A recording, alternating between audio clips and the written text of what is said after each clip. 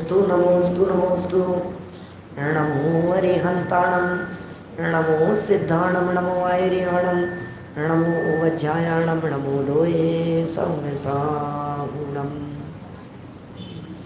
वंदितो सर्वसिद्धे ध्रुवमचलमणोमं गतिं पते। गोचामि समय पाव मेमो सुत केवली वणिदं। नमः समय साराय स्वानुभूत्या चकासते। चेत् स्वभावाय भावाय सर्वभावान्तर। जिन स्वानुभूति से गिरी मम स्वानुभूति। श्री विमल धारा जन श्रुत आनंद अमृत समता प्रवाह भावती। रागादि विकलप तोड़ माँ सरस्वती प्रतिभाव बंद। दृष्टि निज में जोड़, दृष्टि निज में जोड़ के। ये ग्रंथराज समय सार जी है और इस माँ जनवाणी को बंधन दृष्टि को निज में जोड़कर ही हुआ करता है। जब तक अपनी दृष्टि निज में नहीं जुड़ती है तब तक सच में भाव बंधन नहीं होता है। ये समय सार जिसके मंगलाचरण में ये कहा गया नमः समय साराय। कैसे कैसे नमः समय साराय, कैसे नमस्कार करें? बोले स्वानुभूत्या चका सके। अपना स्वानुभव से ही, वास्तव में स्वानुभव रस को चखने से ही उस समय सार को वंदन होता है। कैसे वंदन करें समय सार को, कैसे वंदन होगा? माँ सरस्वती प्रतिभाव वंदन दृष्टि निज में जोड़ी के। निज भगवान आत्मा में दृष्टि जुड़ जावे तो ये सच्चा वंदन होता है। और ये समय सार की बातें तो सच में कुछ अपूर्व बातें हैं, कुछ अद्भुत बातें हैं। कुंद कुंदाचार्य देव के पहले भी नहीं थी और उनके बाद में भी नहीं मिली। इसलिए कुंद कुंदाचार्य जैसा हुए हैं ना होएंगे मुनिंद्र कुंद कुंद से। क्या ये कुंद कुंदाचार्य देव जैसे न कोई हुए हैं न कोई और होंगे। मंगलम कुंद कुंदाद्यो भगवान महावीर और गौतम स्वामी के बाद में याद कर लिया गया। आखिर कुछ तो बात होगी क्या? कुछ तो रहस्य है उनकी वाणी में, कुछ तो बातें अद्भुत है उनकी वाणी में, कुछ तो अद्भुत बातें कही है। ऐसे रहस्यों का उद्घाटन किया है कहीं किसी तरह का कोई मिथ्या भ्रम न हो जाए, कहीं कोई व्यक्ति किसी धोखे में न रह जाए, किसी प्रकार की कोई गलतफहमी न हो जाए। सभी प्रकार से बैलेंस रख करके समाधान किया है। मिथ्यात्वादी अध्यवसान आदि भाव इनका कर्ता कौन है? ये प्रकरण चल रहा था और जवाब ये दिया कि इनका कर्ता तो पुद्गल है। बोले पुद्गल को कर्ता मानेगा तो आत्मा स्वच्छंद हो जाएगा। मैं ही मेरा कर्ता धर्ता, यह बात स्वीकार करने योग्य है। इनका कर्ता कोई परद्रव्य नहीं है, मैं ही कर्ता धर्ता हूँ। और फिर देखिए इसी बात को आगे बढ़ाते हुए बड़े सुंदर तर्क प्रस्तुत किए कि यद्यपि कर्म के उदय के निमित्त बिना इस जीव के विकारी भाव नहीं होते, लेकिन कर्म का उदय कुछ कराता भी नहीं है। कर्म के उदय की स्वीकृति भी और कर्म का अकर्तृत्व भी, ये बैलेंस, ये कितनी सूक्ष्म बातें हैं भाई साहब। ये ज्ञानी के हृदय की बातें हैं, ये सूक्ष्म तलवार की धार पर चलने जैसी बातें हैं। क्या रत्नकरण श्रावकाचार्य में सम्यक दृष्टि के लिए तलवार की धार पर चलने जैसा बताया। तलवार की धार पर चलने का मतलब जानते हैं क्या होता है? तलवार की धार पर चलने का मतलब बैलेंस। बैलेंस कहना चाहते हैं, है ना। वहाँ कोई तलवार वलवार से मतलब नहीं है, काट देगी, नुकसान पहुँचा देगी, है ना, हानि पहुँचा देगी, मर जाएगा, ऐसा नहीं। बैलेंस की बात है। और दादा इस बात को समझाते हैं कि किसी इतनी चौड़ी जगह पर चलना हो तो आसानी से चला जा सकता है, फिर इतनी पतली जगह पर चलना हो तो और कठिन है, और एक ईंट की दीवार हो उस पर चलना हो तो कितना बैलेंस बनाना पड़ेगा, और यदि पतली 2 इंच की 1 इंच की रस्सी पर चलना हो तो कितना कठिन काम है। अब जिस दीवार पर चलना है वो तलवार की धार जैसी है, कितने बैलेंस की ज़रूरत होगी।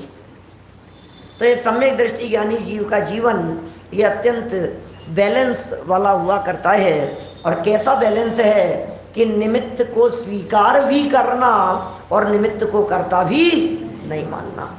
ये कुछ अद्भुत बातें इन गाथाओं के माध्यम से बतलाई जा रही है। देखिए 90-91 नंबर गाथा, पहले हम गाथा पाठ करेंगे और फिर टीका से आगे बढ़ेंगे। मूल गाथा निकालिए, 170 नंबर पेज पर है, क्या है भाव प्रबोधिनी में मूल गाथा। हे देसु यौवोगो दिवि हो शुद्धो निरंजनो भावो जम सो करे दिभावम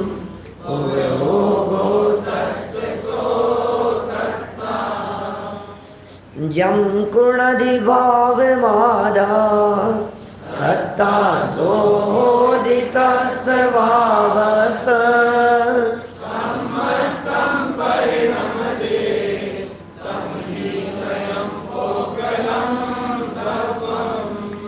यद्यपि उपयोग तो नित ही निरंजन शोध है,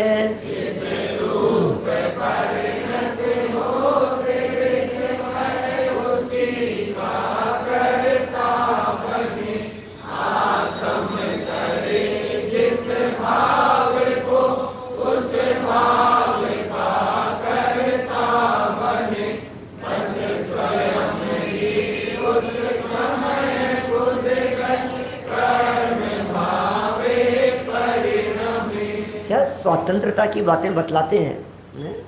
कैसे रहस्य बतला रहे हैं। आत्म करे जिस भाव को उस भाव का कर्ता बने। ये आत्मा जिस भाव को करता है ये उस भाव का कर्ता बनता है, और पर के भावों का ये कर्ता नहीं बनता। कर्म चूँकि परद्रव्य है, कर्म चूँकि पुद्गल है, कर्म चूँकि अचेतन है, इसलिए आत्मा उन अचेतन कर्मों का कर्ता कदापि नहीं बन सकता है।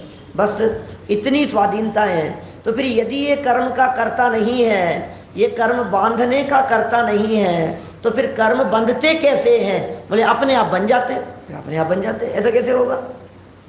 कोई भी काम अपने आप कैसे होगा?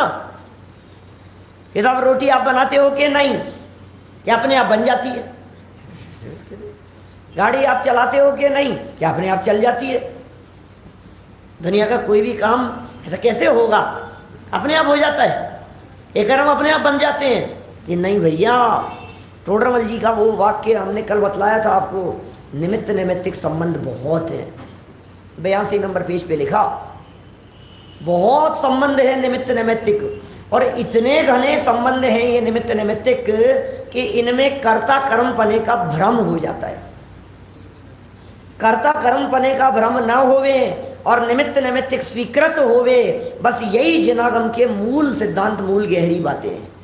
ये बातें समझ में आ जाएं, और इन बातों को समझाने के लिए ये कैसे अपने आप हो जाता है, इस बात को समझाने के लिए बहुत सुंदर एग्जाम्पल देकर के चर्चा की थी। 172 नंबर पेज पर चर्चा थी। यहाँ आत्मा जिस भाव को करता है, देखो जरा, आत्मा जिस भाव को करता है स्वयं ही उस भाव रूप परिणमित होता है, बस। और एग्जाम्पल दिया साधक की भांति। साधक की भांति माने साधक साधना करने वाला। अरे यहाँ तो इन्होंने साधक के द्वारा उन कार्यों को करने की बात कही, मंत्र साधक की बात कही। अब आत्मा साधक की बात लगा लो। यहाँ जो चर्चा की है ये मंत्र की साधना करने वाले की बात कही, और मंत्र की साधना करने वाला 3 प्रकार के कार्य उसके देखे जाते हैं। अब मंत्र की साधना करने वाले के 3 कार्य, अब मंत्र की साधना नहीं, आत्मा की साधना करने वाले जीव के उस आत्म साधना के काल में कर्म निर्जरित होते हैं या नहीं? तो उसे पता है कौन से कर्म निर्जरित हो गए हैं, उसे मालूम है। आत्मा की साधना और आराधना करने वाले व्यक्ति को क्या इस बात का पता है कि मेरे मिथ्यात्व चले गया है, अनंतानुबंधी चले गई है, इसका संक्रमण हो गया है, या अनंतानुबंधी की भी संयोजना हो गई है, ये वापस संयोजना हो गई है, ये दर्शन मोहनी के 3 टुकड़े हो गए हैं, तो कैसे कैसे हो रहा है आपको पता ही नहीं है। साधना करने वाला तो आत्मा की साधना करता है, और फिर कर्म की जो योग्यता होती है वो स्वयमेव वैसी योग्यता अपने आप हो जाती है। कब कर्म बंधेंगे, कब कर्म छूटेंगे, कब कर्म कैसे परिणमित होंगे, पुण्य कब पाप में बदल जाएगा, पाप कब पुण्य में बदल जाएगा, कब उनका संक्रमण होगा, कब उनका उत्कर्षण होगा, कब उनका अपकर्षण होगा, क्या ये ऑटोमेटिक प्रक्रिया नहीं चल रही है? क्या ये बातें आपकी फीलिंग में आ रही है? पता तो नहीं लग रहा है, लेकिन हो तो रहा है, जिनवाणी कह रही है। जिस तरह से कर्म बंधते हुए दिखाए, हमें तो ये भी पता नहीं है कितने कर्म बंध रहे हैं। क्या तो कह दो 8 बन रहे हैं, इन्हें नहीं आयु नहीं तो 7 बन रहे हैं, 7 बन रहे हैं। कितने समय के लिए बन रहे हैं, कितनी उनकी स्थिति होगी, कितना अनुभव होगा, कैसे प्रकृति प्रदेश बंद होगा, कितने मात्रा में वो बट जाते हैं, उनमें बंटवारा हो जाता है। अभी टोडरमल जी कह रहे हैं, अमृत चंद्राचार्य देव कह रहे हैं, अपने आप कर्म अपने आप परिणमित हो जाते हैं, कर्म अपने आप परिणमित हो जाते हैं। पंडित टोडरमल जी साहब ने एग्जाम्पल दिया कि वो मुख से उतरा हुआ भोजन सप्त धातु रूप से जिस तरह अपने आप बदल जाता है, इसी तरह से ये ग्रहण की हुई कार्माण वर्गणाएं ज्ञानावरणादि कर्म रूप स्वयं में बदल जाती है। यह आत्मा कर्म का कर्ता नहीं हो सकता है। थोड़ी गहरी बातें हैं भाई साहब। मैं यदि इन गहरी बातों को यदि आपके कोई पुण्य पाप कर्म के उदयजन्य लौकिक उदाहरणों के माध्यम से भी समझाने का प्रयत्न करूं तो आपको लगेगा ये कैसी बातें हैं।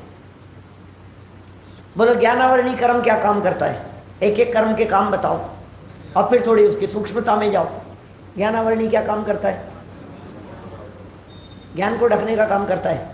दोनों द्रव्य ही न्यारे न्यारे हैं, तो फिर ज्ञानावरणी ये काम कैसे कर सकता है? तो फिर दर्शनावरणी क्या काम करता है? दर्शन को ढकने का काम करता है। तो दर्शन आत्मा का गुण, दर्शनावरणी कर्म जड़। अब ये एक दूसरे का काम कैसे करे? सोचना गंभीरता से, सब कर्मों में लगा करके देखना। क्या जीवन मरण सुख दुख आदि जो परिस्थितियां बन रही है, ये सब आयु कर्म वेदनीय कर्म के निमित्त से बन रही है। ऐसा हो रहा है। जिंदा किससे है? किससे जिंदा है बताओ? निज आयु से जीवित रहे। अभी तो पढ़ी है सारी गाथाएं बंदाधिकार की। क्या आयु से जीवित है, आयु से जीवित है। अब आयु से आयु जीवित है, आयु से आत्मा जीवित नहीं है। मैं अपनी जीवत्व शक्ति से जीता हूं, आयु से नहीं जीता हूं। आयु से कौन जीता है बताओ? आयु जिएगी और क्या है? आयु पूरी हो गई तो आयु मर गई और क्या? आयु पूरी हो गई तो कहते हो आप कि क्या हुआ? इधर आयु पूरी हो गई। अभी क्या हुआ कि आयु पूरी नहीं हुई। तो जिंदा कौन है? आयु से। आयु से आयु जिंदा है। जब तक आयु जिंदा है तब तक आयु है। जब आयु पूरी हो गई तो आयु मर गई। मैं तो उसकी उपस्थिति में जीने मरने से रहित एक चैतन्य तत्व हूं। शरीर किससे बन रहा है? किससे बन रहा है नितिन भाई? शरीर किससे बन रहा है? नामकर्म से। सुनो, नामकर्म से बनाए ये शरीर तो संभव ही नहीं है कि साहब आप तो शरीर की बात कर रहे हैं ना, क्योंकि आहार वर्गणाएं है। शरीर आहार वर्गणाएं है, वो कर्म जो है वो कार्माण वर्गणाएं हैं। और जिस तरह से 2 द्रव्यों में अत्यंत अभाव है, उसी तरह से 2 वर्गणाओं में अन्योन्य अभाव है। क्या कार्माण वर्गणाओं और शरीर के परिणमन में अन्योन्य अभाव है क्या? इसलिए कर्म के उदय से ये शरीर की व्यवस्थाएं होवे, इस गलतफहमी में मत रहना। पुण्य के उदय से पैसा आता है कि नहीं आता है? पुण्य से पैसा नहीं आता है? बड़ी उटपटांग बातें करते हो आप। पुण्य से पैसा नहीं आता तो क्या पाप से आता है? क्या भाऊजी, पुण्य के उदय से पैसा नहीं आएगा तो क्या पाप से आएगा क्या? पुण्य से आता है ना पैसा। तो पुण्य का उदय कहाँ आएगा कि आत्म प्रदेशों के साथ बंधी हुई कारमान वर्गणाएं पुण्य रूप परिणमित हुई, पुण्य के उदय रूप परिणमित हुई, और पैसा है कहीं और। अब पुण्य के उदय से देखो पैसा कैसे आता है, खिंच करके ऐसे चल के आएगा पैसा? पुण्य के उदय से कैसा पैसे आएगा? समझ भी नहीं आती है, किसी विचार ही नहीं करना चाहता है।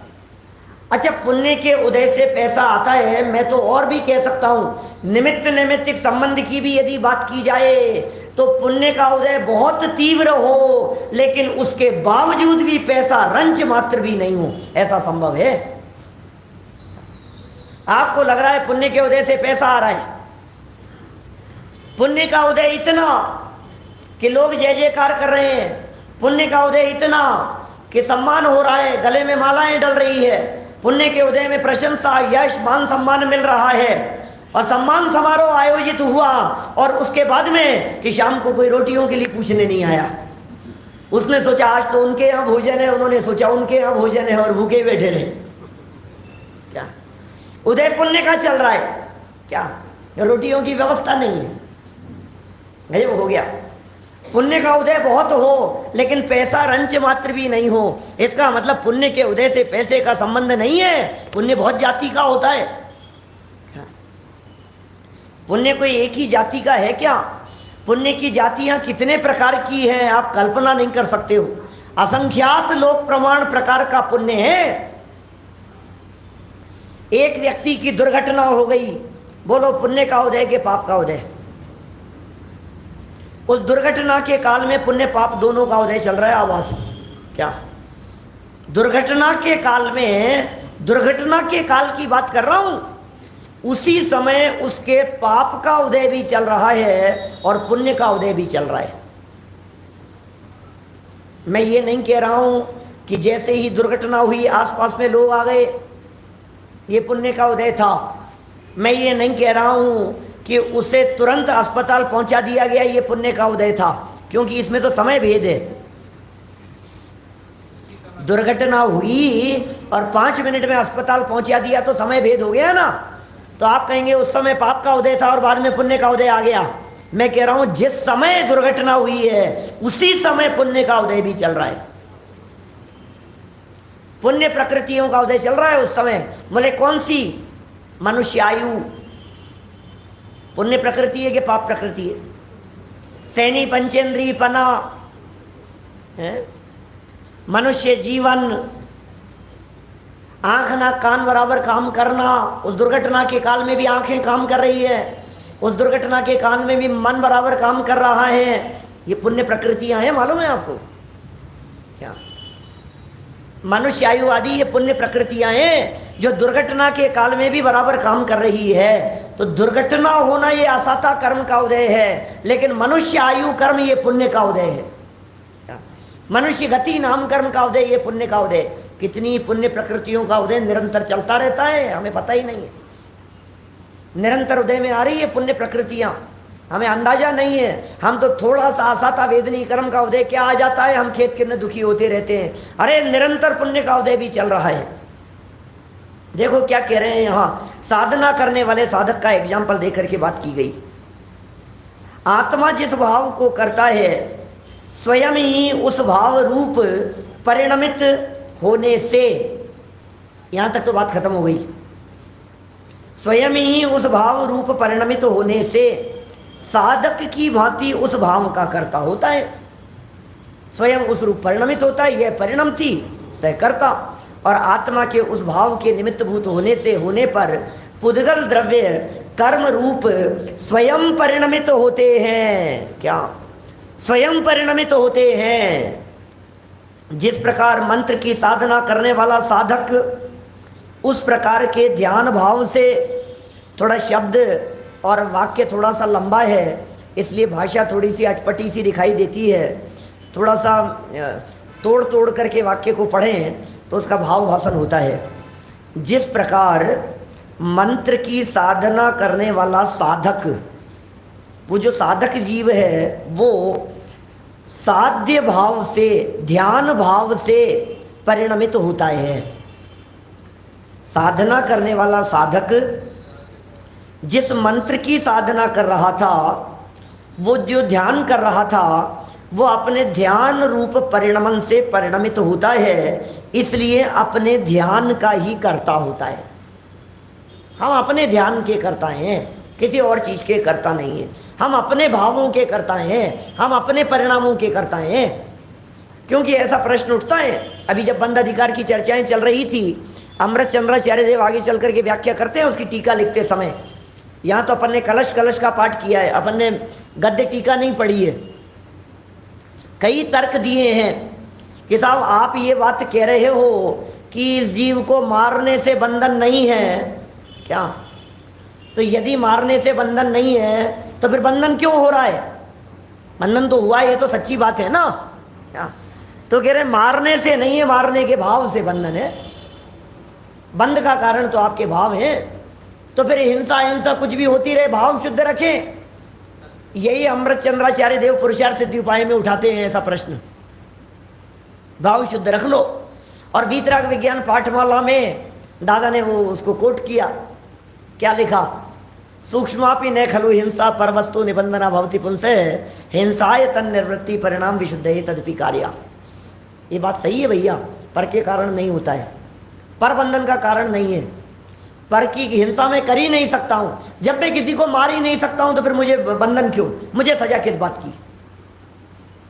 मैं जब मार नहीं सकता हूँ, मैंने जब किसी की हत्या की ही नहीं है तो मुझे जेल क्यों भैया? पहले ये सिद्ध करो कि मैंने इसको मारा है। अब सच्चाई तो ये कि वो मरता ही नहीं है। अब यदि वो मर भी गया है तो अपने आयु कर्म से मरा है, मैंने तो मारा नहीं है, तो फिर मुझे सजा किस बात की मिलेगी? मुझे तो सजा नहीं मिलनी चाहिए ना क्या? और निमित्त नैमित्तिक संबंध है, वस्तु का अपना स्वतंत्र परिणमन है, क्षेत्र से क्षेत्रांतर होने की योग्यता है। तो आचार्य देव ने जवाब दिया, अरे इन बातों को सुनकर पढ़कर स्वच्छंद होने की जरूरत नहीं है। तू अपने भावों का करता है और तेरे भाव खोटे हैं, इसलिए ये क्रियाएं भी खोटी दिखाई देती है। यद्यपि यह परम सत्य है कि इससे बंधन नहीं होता, लेकिन तेरे भाव उस जड़ की खोटी क्रिया में निमित्त बनते हुए दिखाई दे रहे हैं, इसलिए तुझे उस क्रिया का भी त्याग करना पड़ेगा। मैंने अभी पिछले दिनों में एक एग्जाम्पल दिया, सुनील जी सर्राफ साहब ध्यान होगा क्या? वो उस चोर का, उस बदमाश व्यक्ति का है जो चोरी करने के लिए आया था किसी मजिस्ट्रेट के यहाँ, या समझ लीजिए किसी घर में चोरी करने के लिए गया था।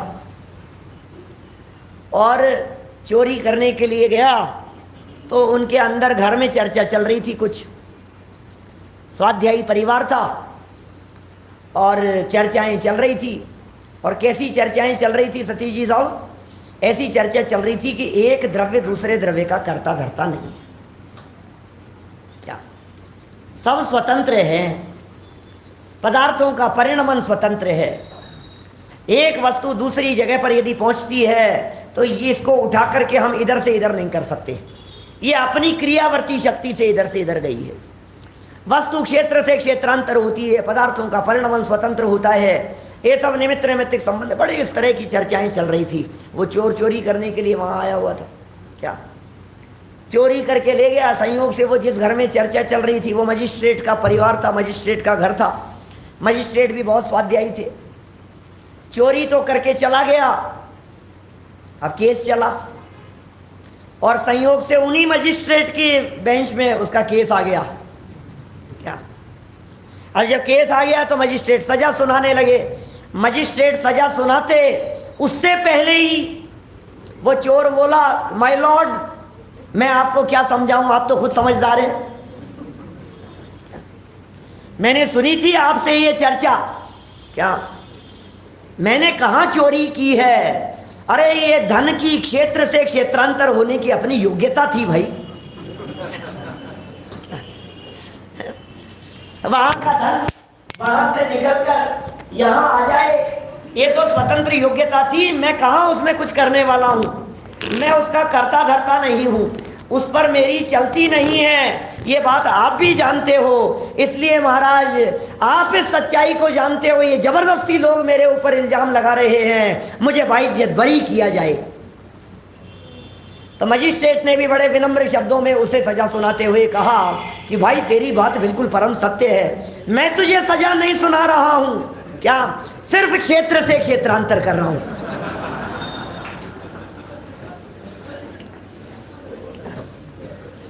मैं थोड़ी ना कुछ कर रहा हूं, बस जिस घर में तू रहता है वहां से जेल में क्षेत्र से क्षेत्रांतर होगा। अरे भाई ये स्वच्छंद होने की बातें नहीं है, एक द्रव्य दूसरे द्रव्य का कर्ता धर्ता नहीं है। अरे स्वतंत्र परिणमन है, अपनी योग्यता से होता है। ये कहकर के तुम कुछ भी चलाने लगोगे, तुम कुछ भी बात करोगे, ऐसी अनीति नहीं चलेगी। यहाँ अमृत चंद्राचार्य देव स्पष्ट कहते हैं, तो भी अनर्गल चेष्टा तो ज्ञानियों को वर्ज्य है। अनर्गल चेष्टाएं नहीं होनी चाहिए। क्या निश्चयाभासी मत हो जाना। क्या कह रहे हैं ये, अरे मैं तो करता ही नहीं हूं, मैं तो करता ही नहीं हूं। यहाँ जबलपुर की तो नहीं कहता हूं, लेकिन मुंबई में तो हाल खराब है। क्या स्वाध्यायी परिवारों में सप्ताह में एक दिन दर्शन करने के लिए जाते हैं, क्या वीक में एक दिन दर्शन करने के लिए जाते हैं, रात्रि भोजन चलता है, आत्मा तो शुद्ध है, कुछ खाता पीता नहीं है, इसलिए आलू प्याज में क्या फर्क पड़ता है। क्या ऐसी चर्चाएं करने वाले लोग। अरे भैया बाह्य जीवन भी उतना ही पवित्र होता है ज्ञानियों का, क्योंकि घने संबंध हैं। ये निमित्त नैमित्तिक संबंध की बात कर रहे हैं यहाँ पर, योग्यता भी है। और देखो ये कर्म कुछ करने में समर्थ नहीं है, जीव के भाव और कर्मों का परिणमन। तो प्रकरण क्या चल रहा है, जीव के भाव और कर्मों का परिणमन। तो जो कर्मों का परिणमन है ये अपनी योग्यता से हो रहा है, और जीव के भाव ये अपनी योग्यता से हो रहे हैं। उसके बावजूद भी ऐसा नहीं हो सकता कि जीव के तो शुभ भाव वर्तन करें और पाप का बंधन होता रहे, ऐसा नहीं हो सकता। जीव अशुभ भाव करता रहे और कर्म पुण्य का बंध जाए, ऐसा नहीं हो सकता। हाथ उठाने का परिणाम आया है तो हाथ उठेगा ही। चोरी करने का परिणाम आया है, ये चोरी करने के पहले चोरी करने का परिणाम आए बिना नहीं रहता है। झूठ बोलने के पहले झूठ बोलने का परिणाम आए बिना नहीं रहता है। माने हम स्वतंत्रता को भी स्वीकार करें और जो क्रिया यथा योग्य जैसी है उसे वैसी स्वीकार करें। अभी आया था ना विधान में एक प्रकरण इस तरह का, हम किसी को देने की सोचें, आप दे नहीं सकते हो। सामने वाले के जब तक लेने की योग्यता नहीं हो आपको देने का परिणाम ही नहीं आएगा, और आपको देने का परिणाम आवे और सामने वाले का तत्संबंधी उदय नहीं हो, तत्संबंधी योग्यता नहीं हो, और क्षेत्र से क्षेत्रांतर होने की वस्तु के परिणमन की योग्यता नहीं होवे, तो कौन किस में क्या बदलाव कर देवे। हमने तो बहुत कोशिश कर ली, एड़ी से चोटी तक का जोर लगा लिया, लेकिन उसके बावजूद भी जो होना था उसे टालने में कौन समर्थ है, बोलो। वो सेठ जी की इकलौती बच्ची थी, क्या अच्छे परिवार में संबंध किया था, क्या और अच्छे परिवार संपन्न परिवार में संबंध कर दिया। जो दामाद थे, जो जवाई थे, उनकी स्थिति बिगड़ गई। क्या अब उनकी स्थिति बिगड़ गई तो सेठानी रोज ये कहती थी थोड़ी हेल्प कर दो उनकी, क्या है ना। क्यों करते ही नहीं थे, ये रोज कहे जा रही हैं, वो करते ही नहीं है। 15 दिन निकल गए, 1 महीना निकल गया, सेठानी को लगा शायद सेठ जी का करने का मन नहीं है। 1 महीना हो गया, वो परेशान हो रही है, उनके परिवार में उनका सारा बिजनेस ठप हो गया, वो कर्जे में डूब रहे हैं और ये हेल्प नहीं कर रही है। क्या करें बोलो, अब ये करते नहीं है हेल्प। एक दिन आ गए, सेठ जी घर पर थे नहीं और जवाई राज घर पर आए थे, उधर से गुजर रहे थे, तो सोचा मिलता चलूं मैं, तो मिलने के लिए 5 मिनट बोलने के लिए आ गए। सेठानी जी क्या कर रही थी, लड्डू बना रही थी। क्या फिर लड्डू में सेठानी जी ने सोचा कि अभी आए हैं, ऐसे मैं कुछ दूंगी तो लेंगे नहीं, और फिर बोले सोने की मोहरें इन लड्डुओं में रख दो, लड्डू दे दो इनको। क्या लड्डू दे दिए?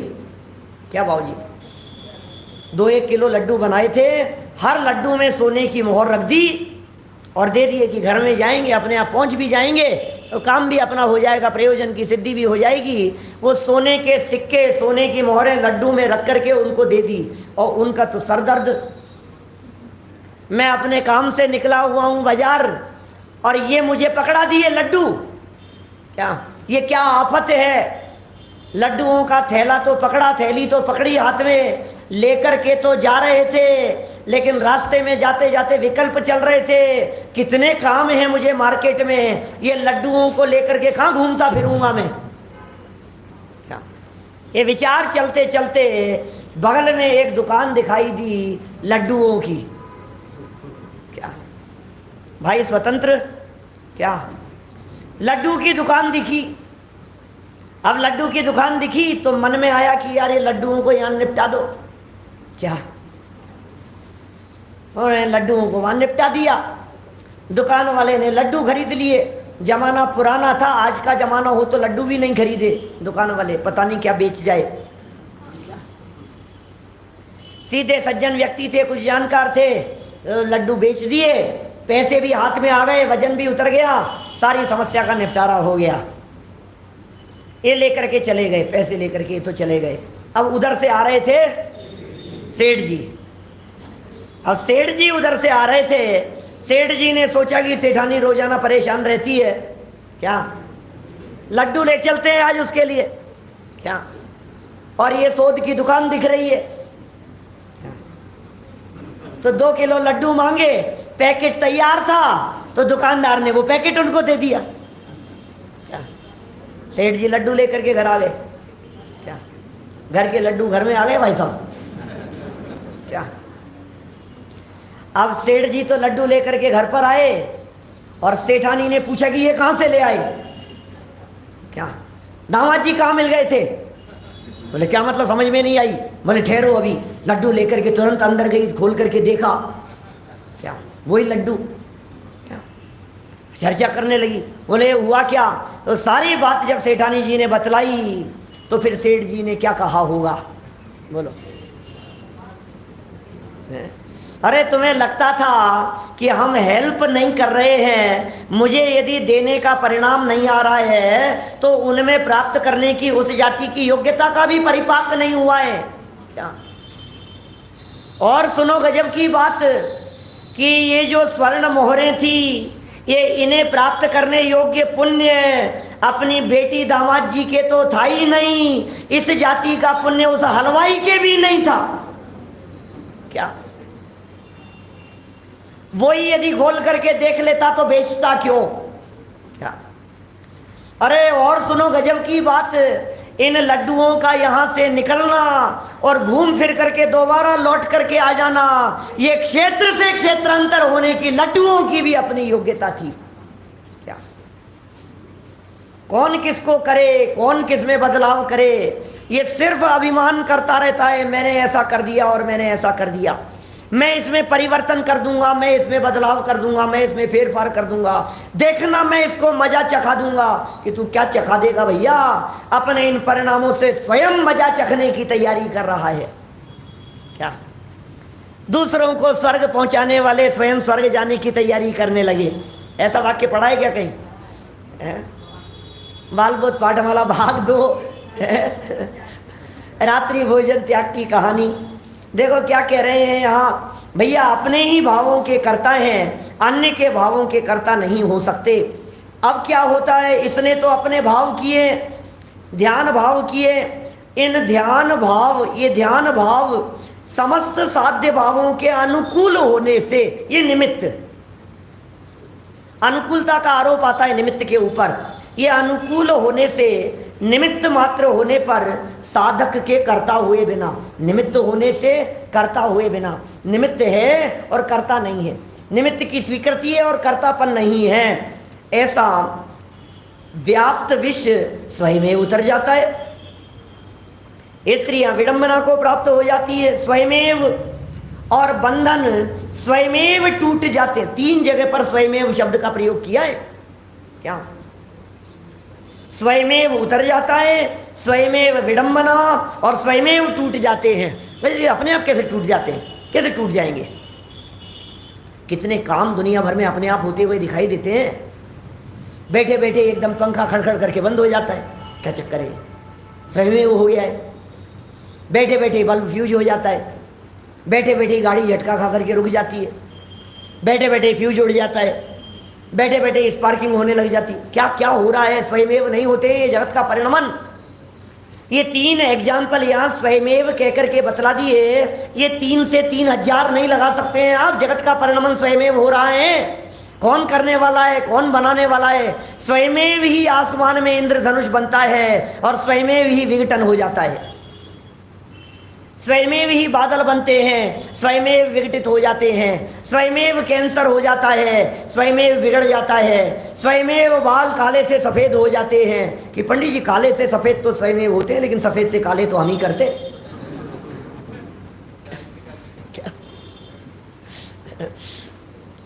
सफ़ेद तो स्वयमेव हुए थे, काले किसने किए ये बताओ? वो तो हमने किए ना। अरे भाई, काले होने की जिस बाल की योग्यता होगी वो काला ही होगा। क्या? और अनेक प्रयत्न करने पर भी जब तक उसकी काला होने की योग्यता नहीं होगी, तब तक तुम्हें काला करने का परिणाम आते हुए भी उस रूप प्रवर्तन नहीं होगा। क्या? कर लो आप, कितनी चेष्टाएं क्यों नहीं कर लो, कौन बदले? ये सब कह रहे हैं यहाँ स्वयमेव होता है। होता स्वयं जगत परिणाम में जग का। सबको याद है, सबको याद है ये लाइन। अरे यार, मैं तो सोच रहा था कि किसी को याद ही नहीं होगी, किसी को खबर ही नहीं होगी इन बातों की। यहाँ तो सबको खबर है। होता स्वयं जगत परिणाम, सारे जगत का परिणमन स्वतंत्र हो रहा है। तो फिर किस बात का दोष आरोपण है बताओ तो? किस बात की आकुलता है? किस बात की टेंशन है? किस बात की घबराहट है? किस बात की चिंता है? किस बात की परेशानी है? क्यों माथे पर 3 साल पड़ गए हैं? जब होता स्वयं जगत परिणाम, तो सामने वाले के द्वारा अपशब्द कहे जाने पर उसके भाषा वर्गनाओं की स्वतंत्रता क्यों नहीं ख्याल में आती है? अरे ऐसा कैसे कह दिया उन्होंने, ऐसा क्यों कह दिया, ऐसा नहीं कहना चाहिए था। वो समझते क्या है अपने आप को? वो क्या करे? भाषा वर्गनाओं की तद्रूप परिणमन करने की योग्यता थी, वो क्या करे? वो तो नहीं चाहते थे आपको अपशब्द कहना, लेकिन आपके अपयश कीर्ति कर्म का उदय का ऐसा निमित्त था कि सामने वाले के ऐसे ही शब्द निकलते हैं। इधर अपयश कीर्ति कर्म का उदय ना होवे तो सामने वाला निंदा और आलोचना के कितने भी प्रयत्न क्यों न करता रहे, क्या नहीं कर सकता है। उदय तो अपना खराब है ना। ये निमित्त संबंध का तो उदय के साथ में बन रहे हैं ना।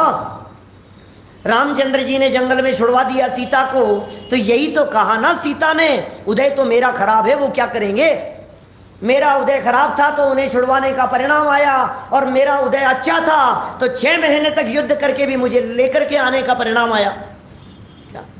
उदय खोटा था, जंगल में छुड़वा दिया। उदय अच्छा था तो लेकर के आ गए।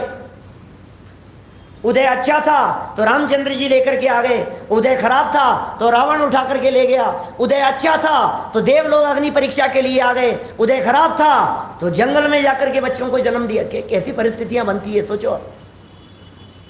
सारा खेल तो उदय का ही है ना। तो वो उदय उसका करता है क्या? तो यहां ये कह रहे हैं उदय करता नहीं है। स्वयमेव उदय का परिणमन उदय में और जगत के पदार्थ का परिणमन जगत में। कितनी स्वाधीनता है ये होता स्वयं जगत परिणाम। यदि एक लाइन स्वर्ण अक्षरों में अपने दिमाग पर लिख ली जाए, पेंटर को बुला करके, है? पक्के रंग से लिखनी पड़ेगी, ऐसे थोड़ी ना नहाए और साफ हो गई। क्या धुलने से काम नहीं चलेगा? ऐसी पक्की होनी चाहिए, हृदय पटल पर ऐसे लिख दे हुए, होता स्वयं जगत परिणाम। अब जो हो रहा है उसमें आनंद के झरने झरते हैं फिर तो प्रदेशों में, ऐसा होता है। देखिए इसी प्रकार अब ये जो हो गया है, ये विडम्बना को प्राप्त हो गई है, और ये जो परिणमन जैसे भी बतलाएं, ये जो विडम्बना को प्राप्त की बात कही है ना, ये विडम्बना को प्राप्त मतलब वो मोहन धूल के चक्कर में विडम्बना को प्राप्त नहीं है। क्या ये मंत्र शक्ति से विडंबना को प्राप्त होवे सो तो है ही, ये बिना मंत्र के भी स्त्रियों का स्वरूप ऐसा दिखाई देता है जो विडंबना जैसा होता है। क्या स्वयं ही ऐसी विडंबना होती हुई दिखाई देती है अनुभव भाई? क्या स्वयं भी क्या पता किस समय कौन सी बात दिमाग में उठ जाए, क्या पता कौन सी बात चालू हो जाए। ये बड़ी विडंबना है, ये स्वयं विडंबना को प्राप्त होती है। इधर उधर खराब होता है और उधर परिणाम बदल जाते हैं। 2 मिनट में कुछ कहते कहते कुछ और कहने लग जाते हैं। क्या सब ऐसी ही दशा है जगत की। इसी प्रकार क्या कह रहे हैं, इसी प्रकार आत्मा अज्ञान के कारण मिथ्या दर्शनादिक भाव रूप स्वयं परिणमित होता है। दुनिया की ताकत नहीं है, मिथ्यात्व कर्म की ताकत नहीं है जो इस जीव को मिथ्या दृष्टि बना देवे। राग और मिथ्यात्व कर्म प्रकृतियों की ताकत नहीं है जो इस जीव को मिथ्या दृष्टि बना देवे। ये स्वयं ही मिथ्यात्व भाव रूप परिणमित होता है, मिथ्या दर्शनादिक भाव का कर्ता होता है। और वे मिथ्या दर्शनादिक भाव पुद्गल द्रव्य को, ये भाव तो मेरे हैं, मिथ्या दर्शनादिक भाव मेरे हैं, ये पुद्गल द्रव्य को कर्म रूप परिणमित होने में अनुकूल होने से निमित्त मात्र होने पर, इधर परिणाम इनका निमित्त और बाहर में वैसा परिणमन, परिणाम मेरा और परिणमन की योग्यता उसकी स्वतंत्र, ऐसा निमित्त मात्र होने पर आत्मा के कर्ता हुए बिना पुद्गल द्रव्य मोहनी आदि कर्म रूप स्वयमेव परिणमित होते हैं। अब ये मोहनी आदि शब्द का जो प्रयोग किया है, इसमें आप लगा सकते हैं 8 प्रकार के कर्मों को। इस समय अंतराय क्यों बंधा, इस समय ज्ञानावरणी क्यों बंधा, इस समय दर्शनावरणी क्यों बंधा, ये मेरे ही असाता कर्म क्यों बंधा, ये सब लगाइए इसमें, स्वयमेव परिणमित होते हैं। यदि ये स्वयमेव परिणमित नहीं हो तो फिर दुनिया में किसी भी जीव को बंधन ही नहीं होगा, क्योंकि कोई व्यक्ति बंधन करना चाहता ही नहीं। देखिए निष्कर्ष बतलाते हैं गाथाओं का। उक्त गाथाओं में अत्यंत सीधी और सरल भाषा में यह बात कही गई है। उक्त गाथाओं में क्या बात कही गई है? सीधी सीधी सी बात कही है, सरल भाषा में बात कही गई है, कोई गूढ़ गंभीर बातें नहीं है। ये समय सार की गहरी बातें भले ही हो, लेकिन इतनी गहरी नहीं है कि आपको डुबकी लगानी पड़े। अरे बहुत थोड़ी बहुत भी विवेक और समझदारी से अपने सैनी पंचेंद्रीयपन का परिचय देते हुए यदि हम समझने का प्रयत्न करें तो समझ में आ सकती है। इतनी सरल है ये बातें। 2 साल के बच्चे को समझाओ तो समझ में आ जावे। भाव वासन भले ही नहीं होगा 8 साल के पहले, क्या, लेकिन समझ में आ सकती है उसको भी, 2 साल के बच्चे को भी। वो भी बात को कह देगा कि हाँ एक द्रव्य दूसरे द्रव्य का कर्ता धर्ता नहीं होता है। सीधी सरल भाषा में ये बात कही गई है कि यद्यपि भगवान आत्मा तो सदा ही शुद्ध है, सदा ही बुद्ध है, सदा ही निरंजन है, सदा ही निराकार है। 4 शब्द दे दिए, शुद्ध बुद्ध निरंजन निराकार। क्या शुद्ध बुद्ध निरंजन और निराकार, पवित्रता को बतलाने के लिए ये सब 4 शब्द दिए हैं। शुद्धता तो है ही, अनंत गुणों की शुद्धता है। बुद्ध ज्ञान के स्वतंत्र परिणमन की बात कह रहे हैं। निरंजन कहकर के अंजन से रहित बतला दिया है, और निराकार कहकर के अमूर्तिक प्रदेशों का पुंज, जो 38 नंबर गाथा में पंडित जी साहब ने बात कही है, 38 नंबर के पेज पर अमूर्तिक प्रदेशों का पुंज, 38 नंबर गाथा में भी वही बात है ना। तो सुमेल है, देखो आप अभी कोई 38 का ही कुछ ऐसा था क्या, उधर भी 38 इधर भी 38, 47 के लिए जरूर ऐसी बात करते हैं लोग। अमृत चंद्राचार्य का लक्की नंबर कौन सा? 47, उधर 47 शक्तियाँ, उधर 47 नए। अरे स्वतंत्र परिणमन है लेखनी का, वे स्वयं कहते हैं इस तरह की बातें। ऐसा होने पर भी तथापि अनादि से ही मोह युक्त होने से मिथ्या दर्शन, अज्ञान और अविरति भाव रूप परिणमित हो रहा है। क्या कर्म नहीं कर रहा है फिर भी परिणमित हो रहा है, कर्म दुखी नहीं कर रहा है फिर भी दुखी हो रहा है, कर्म तुझे परेशान नहीं कर रहा है फिर भी परेशान हो रहा है, कर्म तेरे को कुछ भी बिगाड़ सुधार करने में समर्थ नहीं है फिर भी हो तो रहा है। तो कैसे हो रहा है? स्वयं ही परिणमित हो रहा है। मिथ्या दर्शन रूप भी, अज्ञान रूप भी और अविरति रूप भी परिणमित हो रहा है। वास्तव में इन तीन ही गुणों की चर्चा की जाती है, क्योंकि ये जो तीन गुण हैं मुख्य रीति से आत्मा में इन तीन में ही विकार रूप परिणमन की योग्यता देखी जाती है। ये तीन ही हैं, ये श्रद्धा, ज्ञान और चारित्र, जिनमें विभाव रूप परिणमन देखा जाता है। क्या एक आध कोई और मिल जाएगा आपको? ये तीन ही मुख्य हैं, ये श्रद्धा, ज्ञान और चारित्र, विभाव भाव रूप परिणमन देखा जाता है। और इसके परिणमित होने में देखिए क्या कह रहे हैं ये, इसका कारण वह इन भावों का कर्ता भी है, किंतु पर का कर्ता कदापि नहीं है। वो इन भावों का कर्ता है, पर का कर्ता तो कदापि नहीं है। हाँ, ये बात अवश्य है कि आत्मा के उक्त मिथ्या दर्शनादिक भावों का निमित्त पाकर, इनका निमित्त पाकर पौद्गलिक कर्माण वर्गणाएं स्वयं कर्म रूप परिणमित होती रहती हैं। ये कैसा निमित्त नैमित्तिक संबंध है, बड़ा आश्चर्य दिखाई देता है। पुद्गलों की स्वतंत्र योग्यता और जीवों का निमित्त, और निमित्त के बिना भी पंडित जी साहब ने एक वाक्य ऐसा लिखा, निमित्त बिना भी इस जीव के भाव बिगड़ते हुए दिखाई देते हैं। क्या कभी कभी स्वयं भी बाहर में कोई निमित्त नहीं दिखाई देता है, फिर भी इस जीव के परिणाम बिगड़ते हुए दिखाई देते हैं। पुद्गलों को देखो, मुझे तो ऐसा लगता है ये हिल क्यों रहा है, ये सामने बोलो, ये ऊपर ये श्री ओम जो लिखे हुए हैं ना आपके यहाँ जैन मंदिर में, ये हिल क्यों रहे हैं?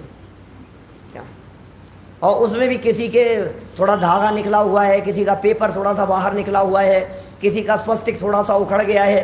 कौन कौन है, कौन कर रहा है इनको? कौन कर रहा है? आप बैठे बैठे, हमारे वीर सागर जी है ना डॉक्टर साहब, तो उन्होंने एक प्रवचन किया लॉकडाउन के बीच में, जगत एक खुली पाठशाला है।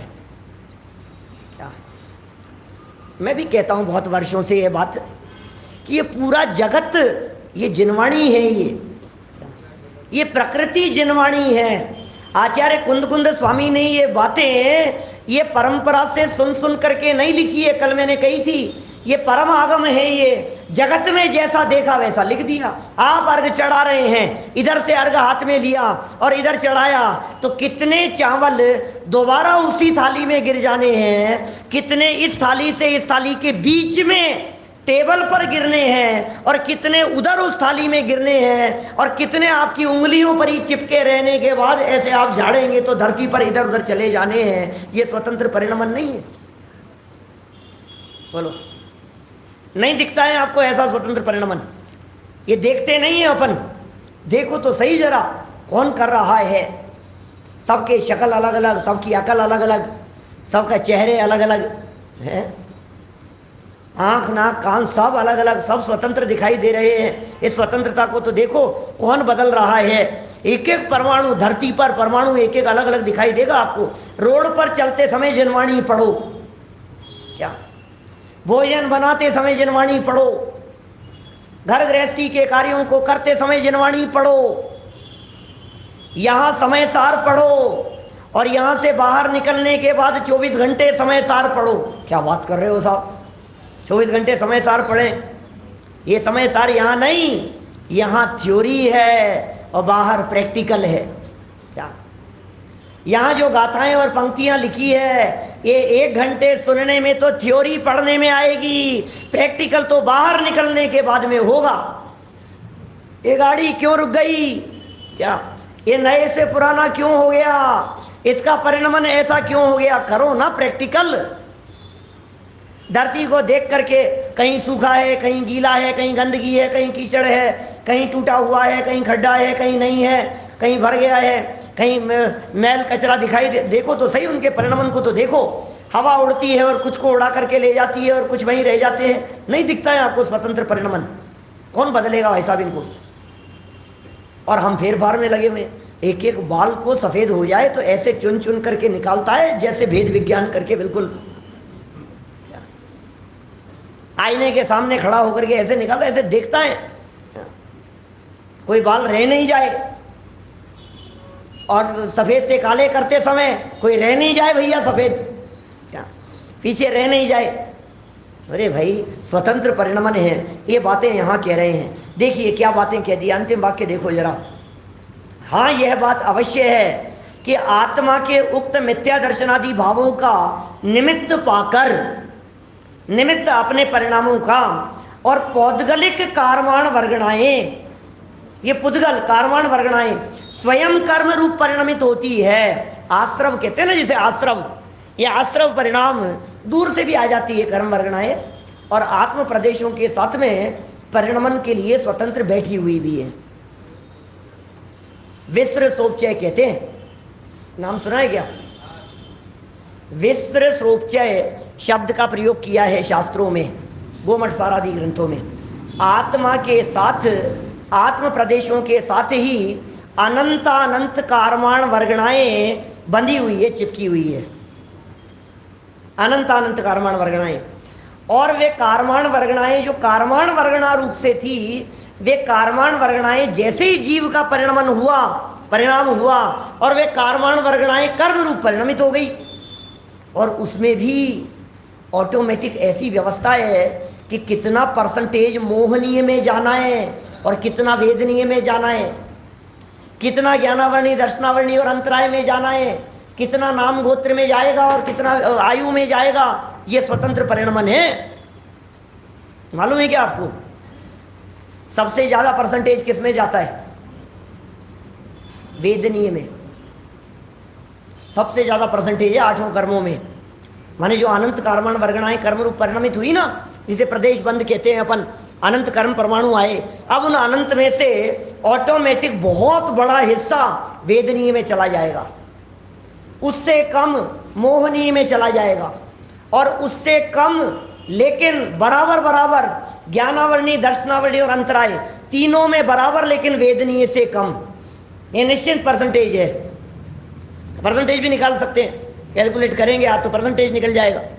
इससे कम, इनसे कम, लेकिन दोनों का बराबर, नाम और गोत्र इन दोनों का बराबर, लेकिन ज्ञानावरणी, दर्शनावरणी और अंतराय से कम, इतना परसेंटेज है। और आयु कर्म तो लाइफ में एक बार है, तो अत्यल्प कर्म परमाणु उस आयु कर्म रूप से परिणमित होते हैं। ऐसी स्वतंत्र योग्यता है। तो यहाँ बिल्कुल कह रहे हैं कि उन भावों का निमित्त पाकर वे पौद्गलिक कारवाण वर्गणाएं स्वयं कर्म रूप परिणमित होती रहती हैं, होती रहती हैं। अभी यदि मैं इसकी और व्याख्या करूं तो पूरा का पूरा गोमठ सार यहाँ आ गया है, पूरा गोमठ सार। 8 कर्म बंधन की बात नहीं है, न केवल परिणमित होती है कारवाण वर्गणाएं कर्म रूप, संक्रमित भी होती रहती है, उत्कर्षित और अपकर्षित भी होती रहती है। कौन कर रहा है, कौन बदल रहा है? इधर भाव बदले और उधर स्वयं में बदल गया। इन्हें बदलने वाला कौन? ये अपनी योग्यता से ये सब परिणमन होता रहता है। अब ये कह रहे हैं कि यदि ये अपने आप ही हो गया है तो फिर इसका कर्ता कौन था? प्रश्न तो जो का त्यों बना रहा। अभी यदि ये कारवाण वर्गणाएं कर्म रूप परिणमित होती है तो फिर कर्ता जीव है या नहीं है उसका? अब जीव को कर्ता कहें या नहीं कहें, ये प्रश्न उठाया है। देखिए आगामी गाथाओं की उत्तानिका कहते हैं, फिर कल चर्चा करेंगे। अब आगामी गाथाओं में निष्कर्ष के रूप में ये कहते हैं, क्या कहते हैं कि अज्ञान से कर्म उत्पन्न होते हैं और ज्ञान से कर्म उत्पन्न नहीं होते हैं। अर्थात अज्ञानी जीव कर्मों का कर्ता है। लो, कर्म का कर्ता कौन? अपने आप हो रही थी, अपने आप हो रही थी कि नहीं, अपने आप नहीं हो रही है। अज्ञानी इसका कर्ता है और ज्ञानी जीव कर्मों का कर्ता नहीं होता। ये बातें आगामी 2 गाथाओं के ग्रुप में कही है। कल इस विषय को आगे बढ़ाएंगे। अभी की बात को यहीं पर